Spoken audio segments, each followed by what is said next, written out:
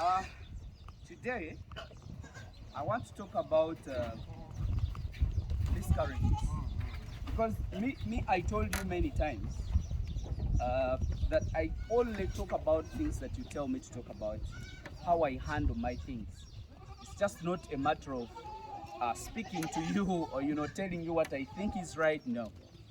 I briefly want to explain to you one thing called miscarriage. And miscarriage is one of the challenges that you guys get.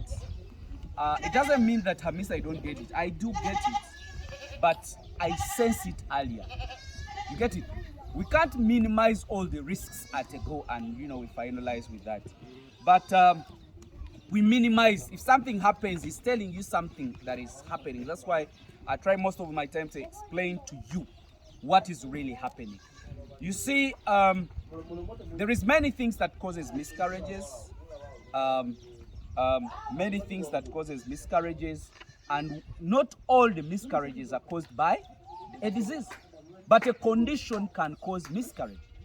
A condition can cause miscarriage. So I want you guys to understand which kind of conditions can cause miscarriages. Do you know where? Do you see where these animals are? This is a spraying yard, and animals in nature do not want to be confined like this. We can only confine these animals if there is an activity that we are doing. So I would like you to understand that miscarriages are not all diseases that can cause that. Anyway, even diseases can cause that. But most of the conditions that can cause miscarriage are compaction like this. Guys, you have houses, and those houses do not have what they call the exercising yard. And in nature, goats want to be in open places. You know what will happen? If you confine your animals to sleep in the houses, they are going to be compacted like this. Or if not like this, but slightly wider. And those animals do not want it. You know what is going to happen? These animals are going to start fighting. If these animals start to fight, and an animal is pregnant, please, it is going to do what they call miscarriage. You see how the condition is causing you lose the miscarriages? You first show those people my profits. So those are already weaned. These are already weaned goats. So I now have a new lot. Bring back the camera and let those people. So I was still explaining to you that it doesn't mean that miscarriage is all about disease, but the condition. One, if you confine your animals in one place like this, it is going to cause what they call miscarriage. So please, if you're building a house, make sure you build a house. If you have a shelter like that, it is okay. But don't force your animals to sleep inside all throughout. I do not want that. Let the animals be in their open life. Because here, if you confine them here, they're going to start fighting. That can cause miscarriage. Some other thing, the nutritional issue. You people, we are too blessed to have grasses from all over the world. From all over the country. Let me tell you one thing. Right now, in our country, it's really rainy, and we have a lot of grasses.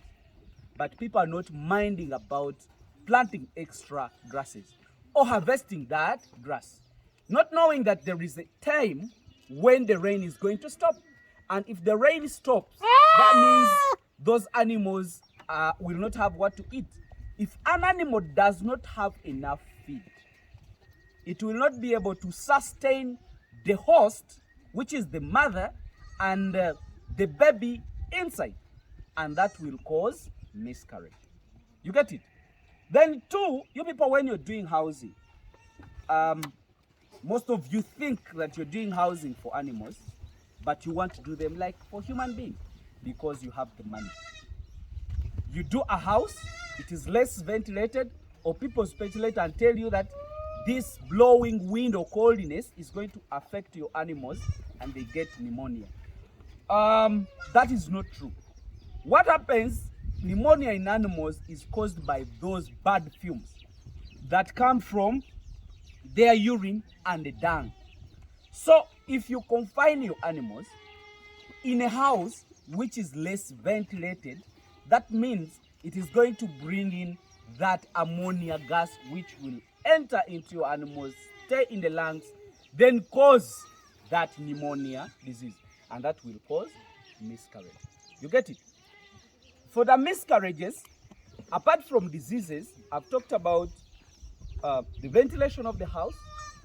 I've talked about compaction of animals in one area.